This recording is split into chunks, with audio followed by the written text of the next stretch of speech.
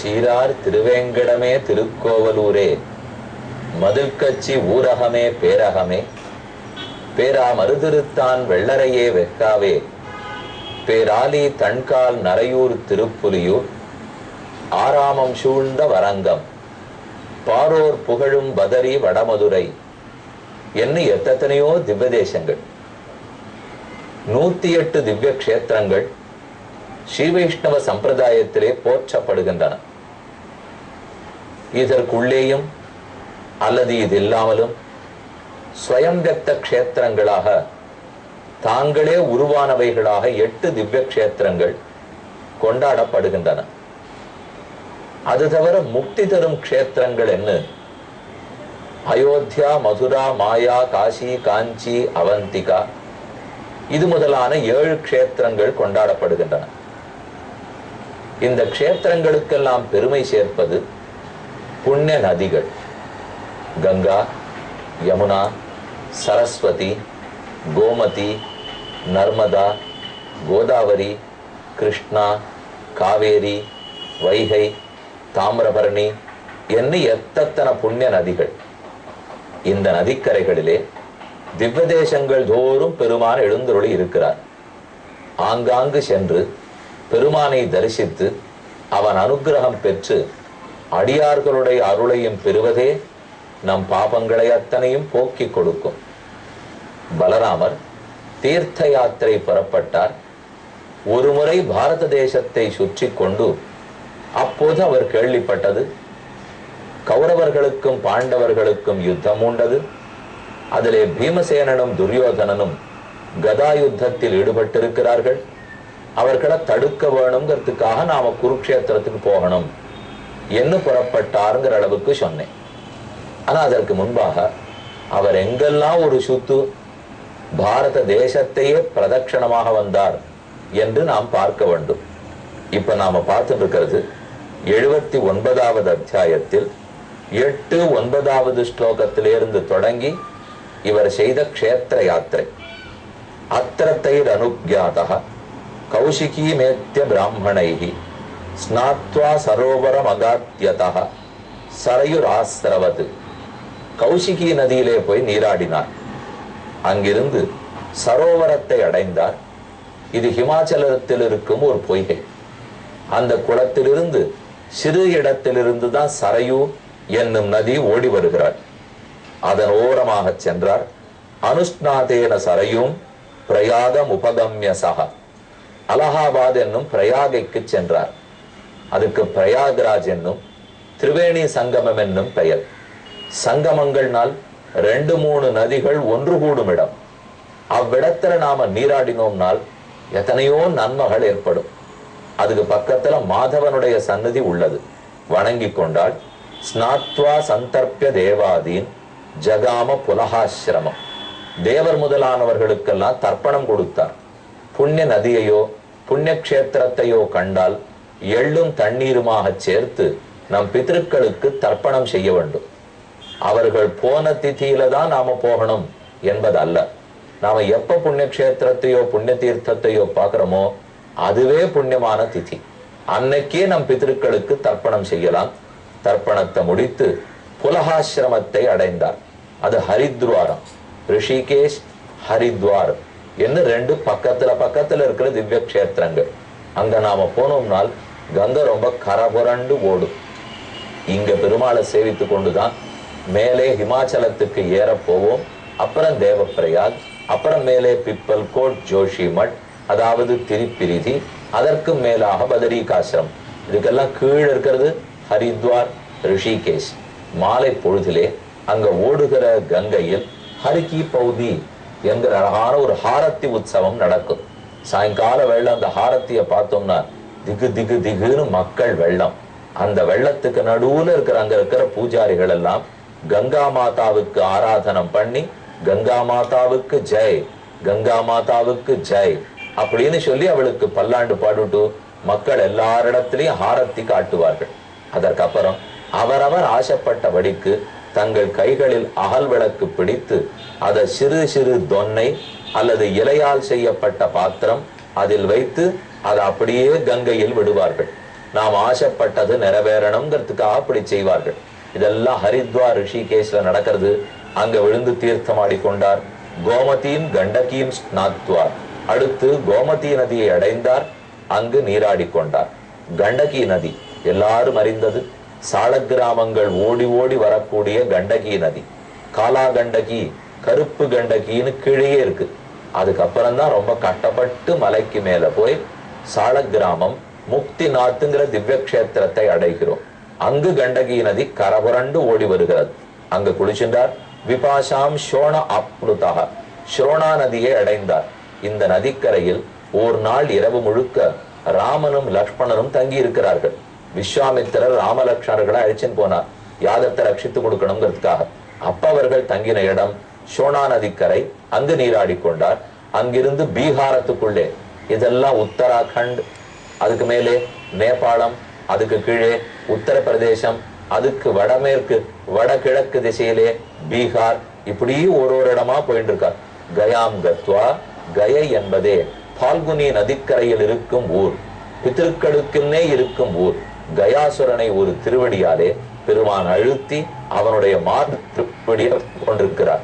அங்கிருந்து 5 யோஜனை தூரம் அல்லது 5 மைல் தூரம், அத்தனை தூரத்துக்கு எங்க எள்ளும் தண்ணீரும் விட்டாலும் அது பித்திருக்களை சென்று கிட்டும். அப்ப கயா ஸ்ராத்தம் பண்ணிண்டார்.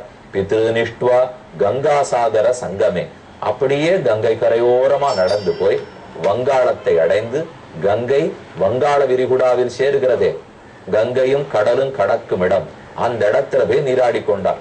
அதுக்கு இப்பவும் கங்காசாகர் கங்காசாகர் தான் பேர். அது கொல்கத்தால இருந்து சற்று தள்ளி உள்ளது. வங்காளத்திலே அது சேர்ற இடத்தினுடைய அகலத்தை பார்த்தீங்கன்னா சொல்லணும், அது அவ்வளவு ஆச்சரியமான இடம். உபஸ்பிரஷ்ய மகேந்திராதவ் ராமம் திருஷ்டுவா அபிவாத்தியச்ச, அங்கிருந்து மகேந்திரகிரிக்கு வந்தார். மேலே சப்தகோதாவரியும் வேணாம், சப்தகோதாவரியில் நீராடினார். பம்பாம் பீமரதியும் ததா, பம்பை நதியிலே நீராடினார். ஸ்கந்தம் திருஷ்டுவா யயௌ ராமஹ, அங்கே கந்த கடவுள், அவனை வணங்கிக் கொண்டு யயௌ ராமஹ ஸ்ரீசைலம் கிரிசாலயம், பரமசிவனாருடைய கோயிலான ஸ்ரீசைலத்தை சென்று அடைந்தார். திரவிடேஷு மகாபுண்ணியம் திருஷ்டுவாத்ரிம் வெங்கடம் பிரபு, ஸ்ரீசைலத்துக்கு வந்துட்டார். ஒரிசா தாண்டினார். ஆந்திர பிரதேசத்துக்குள்ள நுழைஞ்சார். இப்ப வழி எவ்வளவு சரியா இருப்பாருங்க. வங்காளத்துக்கு சென்றார், ஒரியாவுக்குள்ள வந்தார், ஆந்திர பிரதேசத்துக்கு வந்துட்டார். ஆந்திர பிரதேசத்தில் திருவேங்கடம், சப்தகிரி சப்தகிரின்னு போற்றப்படும் ஏழுமலை ஆஸ்தானம், ஸ்ரீனிவாச பெருமானுடைய ஆஸ்தானம். திருஷ்டுவாத்ரிம் வெங்கடம் பிரபு, அங்கே வெங்கடேச பெருமாளை தொழுது கொண்டார். அகலகில்லே நிறையுமென்னு அலர்மேல் மங்கை உரைமார்பா, நிகரில் புகழாய் உலகம் முன்னுடையாய் என்னை ஆழ்வானே, நிகரில் அமரர் முனிக்கணங்கள் விரும்பும் திருவேங்கடத்தானே, புகழொன்னில்லா வடியேன் உன் அடிக்கீழ் அமர்ந்து புகுந்தேனேன்னு போஷனம். கீழுள்ளோரெல்லாம் ஏறி போய் சேவிக்கட்டும், மேலுள்ளோரெல்லாம் இறங்கி வந்து சேவிக்கட்டும் என்று நடுவாக சேவை சாதிக்கிறான் வேங்கடவன். ஸ்ரீனிவாசனை சேவித்துக் கொண்டார். அங்கிருந்து காமகோஷ்ணியும் புரியும் காஞ்சியும் தமிழகத்தின் எல்லைக்குள்ளே நுழைந்தார். காஞ்சிபுரத்தை அடைந்தார். காமகோ என்று பெயர் பெற்றிருக்கிற காஞ்சி வரதராஜ பெருமானுடைய ஆஸ்தானம். அங்கு சென்றார். அத்தியூரான் புள்ளையூர்வான் அணிமணியின் துத்திசேர் நாகத்தின் மேல் துயில்வான் என் ஆழ்வார் பாடியபடிக்கு உயர்வர உயர் நலமுடையவன் எவனவன், மயர்வர மதிநலம் அருளினன் எவனவன், அயர்வரும் அமரர்கள் அதிபதி எவனவன், துயரரு சுடரடி தொழுதழன் மனனே என் அயர்வரும் அமரர்கள் அதிபதியாய் பேரருளாளன் தேவராஜன் தேவாதிராஜன் தேவப்பெருமாள் வரதராஜன் என்று எத்தனை திருநாமங்கள். காஞ்சிபுரத்து வரதராஜனை தரிசித்துக் கொண்டார். மேலே காவேரிஞ்ச சரித்வராம், நதிகளுக்குள்ளே மிகச்சிறந்தவளான காவேரி நடை அடைந்தார். நீராடி கொண்டார். காவேரிக்கு 2 காவிரிகளுக்கு நடுவிலே இருக்கும் ஸ்ரீரங்காக்கியம் மகாபுண்ணியம் எத்திர சந்நிகிதோ ஹரிகி, ஹரி ஆசைப்பட்டு சேர்ந்திருக்கிற ஸ்ரீரங்கம்ங்கிற திவ்ய கஷேத்திரத்தை அடைந்தார். குடதிசை முடிய வைத்து குணதிசை பாதம் நீட்டி வடதிசை பின்பு காட்டி தென்திசை இலங்க நோக்கி கடல் நிறை கடவுளந்தை அரவணை துயிலுமா கண்டு உடலனக்கு உருகுமாலோ அரங்கத்தம்மா பள்ளி எழுந்தருளாயே, அரங்கம் அரங்கம் அரங்கம். பெரிய பெருமாள் சைன திருக்கோலம் மூலமூர்த்தி, நம்பெருமாள் உற்சவர் நின்ன திருக்கோலம், ஸ்ரீரங்கநாச்சியார் அமர்ந்த திருக்கோலம், பூலோக வைகுண்டம்னு கொண்டாடப்படுகிற ஸ்ரீரங்கத்தை சேவித்துக் கொண்டார். அங்கிருந்து புறப்பட்டு ரிஷபாத்ரிம் ஹரே க்ஷேத்திரம் தட்சிணாம் மதுரான் ததா. தெற்கு நோக்கி போனார். பாண்டிய தேசத்துக்குள் நுழைந்தார். ரிஷபாத்ரின்னு பேர் பெற்றிருக்கிற திருமாலிருஞ்சோலமலை கள்ளழகருடைய ஆஸ்தானம். அங்க போனார். கிளரொளி இளமை கெடுவதன் முன்னம் வளரொடி மாயோன் மருவிய கோவில் வளரிடம் பொழில் சூழ் மாலிரும் சோலை தளர்விலராகில் சார்வது சதிரே என் ஆழ்வார் சொன்னபடிக்கு அழகன் அலங்காரன் சுந்தரத்தோளுடையான். சுந்தராயத புஜம் பஜாமகே விருக்ஷண்டமயம் அத்ரிமாஸ்திதம் எத்த சுப்ரதித நூபுராபகா தீர்த்தமர்த்தித பலப்பிரதம் விதுகு என்னும் கூறத்தாழ்வான் சுந்தரபாகுஸ்தவத்தில் சாதிக்கிறான். அழகான நூபுர கங்கை. கங்கையின் நூபுர கங்கைக்கு கீழே பெருமாள், மலைக்கு மேலேயும் மலைக்கு கீழேயுமாக கள்ளழகர் எழுந்துருளி உள்ளார், சேவிச்சின்றார். அங்கிருந்து தட்சிண மதுரா, தெற்கு மதுரை, வடமதுரை கண்ணன் பிறந்த இடம், தென்மதுரை திருப்பல்லாண்டே பிறந்த இடம், சங்ககால புலவர்கள் தமிழ் வளர்த்த இடம், கூடல் மாலகர் கூடலழக பெருமாள் அமர்ந்த திருக்கோலத்தில் நெடுநெடிய திருக்கோலத்தில் சாதிக்கிறார். மதுரையை வணங்கி கொண்டார். சாமுத்திரம் சேது மகமது மகா பதகநாசனம். அங்கிருந்து சேத்துக்கரைக்கு ராமேஸ்வரன் திருப்புல்லாணிக்கரைக்கு போனால் குரங்குகள் மலையை நோக்க குளித்து தாம் புரண்டிட்டோடி தரங்கரீர் அடைக்கலுத்த சலமிலா அணிலம் போலேன். குரங்குகளையும் அணில்களையும் வைத்து சபல சித்தங்கள் நிற்கிற நெஞ்சு நிற்காது. அப்படிப்பட்ட குரங்குகளை வைத்து கடல் அலையிலேயே மலை வைத்து அணை கட்டினான் அல்லவா, அங்கு சேவித்துக் கொண்டார். அங்கேருந்து கிளம்பினார். தேனூர் பிராமணேபியோ ஹலாயுதா கிருதமாலாம் தாமிரபரணியும் வைகை நதியில் நீராடி தாமிரபரணியில் நீராடி மலைய பர்வதத்துக்கு வந்தார். அங்கே அகத்திய முனிவரை வணங்கி கொண்டார். அங்கிருந்து கிளம்பினார். தெற்கு கோடியில் இருக்கிற கன்னியாகுமரி அடைந்தார். தட்சிணம் தத்ர கன்யாக்கியாம் துர்காம் தேவியும் ததர்ஷசா துர்கா தேவியை வணங்கி கொண்டார். புறப்பட்டு கேரளத்தின் பக்கம் சென்று ததா பால்குணமாசாத்திய பஞ்சாப்சர சமுத்தமம் விஷ்ணு சந்நிகிதோ யத்ர ஸ்நாத்வா அஸ்பரிஷத்து கவாயுதம் 10,000 பசுமாடுகளை தானம் பண்ணார்.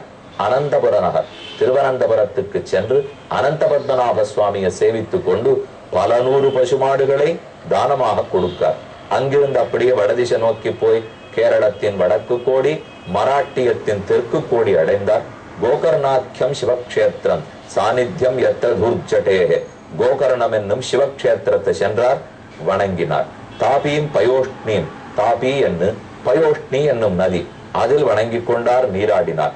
மாகிஷ்மதி பட்டணத்துக்கு போய் மறுபடியும் குஜராத்தில் இருக்கும் பிராபாச கஷேத்திரத்தை அடைந்தார். அப்போதுதான் இவர்கள் இருவரும் சண்டையிட்டுக் கொள்ளுகிறார்கள்னு கேள்விப்பட்டு அங்கிருந்து நேர குருக்ஷேத்திரத்துக்கு வந்தார். மற்ற பேர் விழுந்து வணங்கினார்கள். இவா 2 பேருக்கு உபதேசம் பண்ணார். யுவாம் துல்யபலோ வீரோ ஹே ராஜன்னு ஹே விருகோதர ஏகம் பிராணாதிகம் மன்னே உதைகம் சிக்ஷயாதிகம். நீங்க 2 பேரும் துல்லியமான பலசாலிகள், ஒருத்தருக்கு ஒருத்தர் சண்டை போட்டுக்க கூடாது, நிறுத்துங்கோள்னு சொன்னார். யாரும் கேட்கவில்லை. கண்ணனும் நீ சொல்றதுக்கு என்ன தகுதி, நீர்தான் அப்பவே கஷேத்திராட்டனம் போயிட்டீரே, ஒன்னும் தர்மத்தின் பக்கம் நிற்கணும் அதர்மத்தின் பக்கம் நிற்கணும். கண்ணனும் தடுத்துட்டார். சொன்னபடி ஒருத்தரும் கேட்கலே. அங்கிருந்து புறப்பட்டு துவாரகா நகரத்துக்கு போய் நிறைய யாக யஜ்ஞங்களை பண்ணிக்கொண்டு இருந்தார் என்று பலராமனுடைய க்ஷேத்திர யாத்திரை சரித்திரம். யஹா அனுஸ்மரேத ராமஸ்ய கர்மாண்ய அத்புத கர்மணா சாயம் பிராத்தர் அனந்தஸ்ய விஷ்ணோஹோ ச தயிதோ பவேத். இப்படி பலராமனுடைய தீர்த்த யாத்திரையை காலையும் மாலையும் யார் ஒருத்தன் நினைக்கிறானோ அவன் விஷ்ணுவுக்கு மிக பிரியமானவனாக இருக்கிறான், அவன் விஷ்ணுவுக்கு பக்தனாக ஆகிறான். நம்ம ஒத்தருக்கும் இதை போல உயர்ந்த திவ்ய கஷேத்திரங்களை சேவிக்க கூடிய வாய்ப்பு கிட்ட வேணும் என்று இந்த நன்னாளிலே வேண்டிக் கொள்ளுகிறேன். மேலே காத்திருந்து கேட்போம்.